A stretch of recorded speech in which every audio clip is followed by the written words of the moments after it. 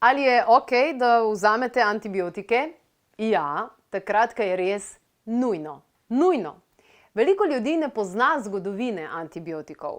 V poznih 60-ih so bili recimo zdravniki zaskrbljeni zaradi števila infekcij. Bakterije so bile sovražnik številka 1.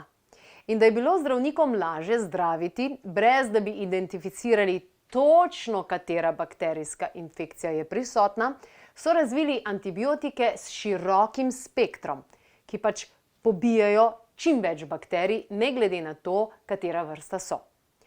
Dobra novica je, da so antibiotiki rešili mnogo življenj. Slaba novica je, da antibiotiki s svojim širokim spektrom delovanja uničijo tudi ta dobre črevesne bakterije. In črevesne bakterije, naš mikrobiom, se v funkcionalni medicini skoraj tretira kot nov organ. Na koncu koncev ima zdrav mikrobiom nekje 1,5 kg, ravno toliko kakor jetra. Antibiotiki tako pobijajo slabe in dobre bakterije. Ampak dobre bakterije so v resnici naša vojska, naš obrambni sistem.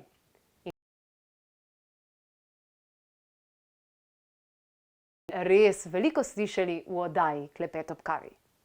Če mi hočemo pravilno nahraniti ta naš organ, potem moramo res zaužiti veliko vlaknin. In če mi ne pojemo dovolj sadja, zelenjave, žic, stročnic, kakšnih semen, oreškov in tako dalje, ne bo pravilno nahranjen. In avtomatično to pomeni, da to ravnovesje, ki ga mi želimo imeti v harmoniji, ne bo.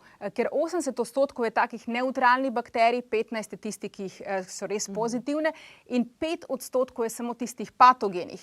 In če to ravnovesje ni optimalno, lahko zaradi tega imamo različne vnetja in težave, ki jih pol poznamo kot simptomatiko, ki se pojavi na telesni ravni.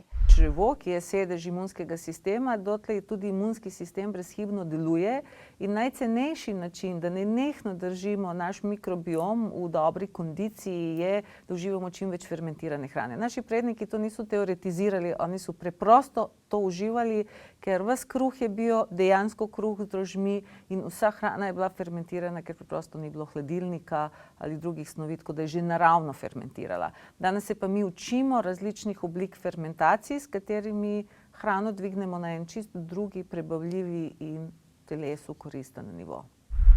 Torej, kaj lahko narediš? Naši strokovnjaki pravijo, da vzameš antibiotike takrat, ko je to res nujno. Ne pozabiti, antibiotiki delujejo samo pri bakterijskih okužbah in ne pri virusih. Če želite podpreti svoj mikrobiom, recimo pri otrocih in odraslih, pa imamo več nasvetov za vas na klepetobkavi.si. En namig, znanost potrjuje tisto, kar so naše babice vedele že davno nazaj.